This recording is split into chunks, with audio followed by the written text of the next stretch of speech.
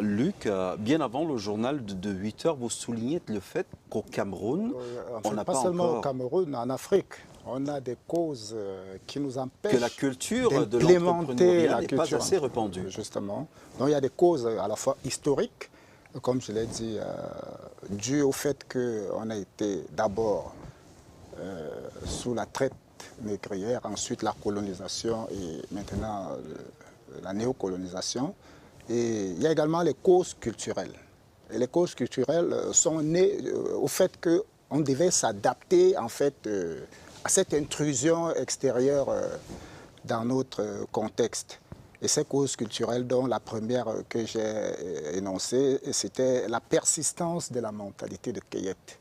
Ça veut dire dans nos familles, dans nos communautés, on nous inculque depuis le bas âge que la chèvre doit brouter là où elle est attachée. Ou bien l'homme ne peut pas être assis devant un marigot et boire sa salive. Mourir Ça fait de donc soif. que, voilà, et mourir de soif.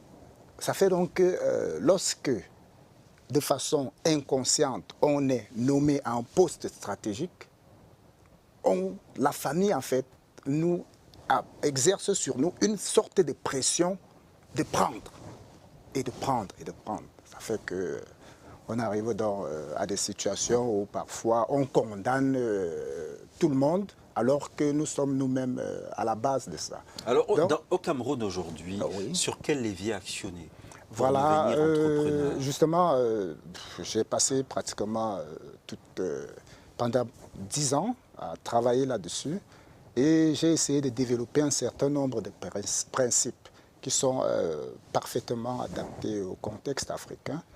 Et parmi ces principes que j'ai énumérés au nombre de 7, nous avons le premier qui nous invite à apprendre à se fixer des objectifs dans la vie et à les réaliser. Ça veut dire quoi?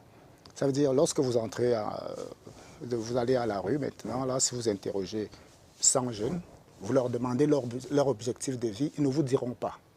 Donc, j'invite les jeunes africains à apprendre à se fixer des objectifs dans la vie et à les réaliser.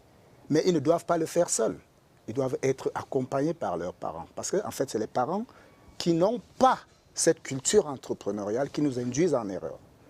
Lorsqu'un parent envoie son enfant faire, par exemple, droit à l'université et que l'enfant sorte et on lui trouve un poste de travail comme comptable quelque part, il y a problème parce que l'enfant s'est formé au droit.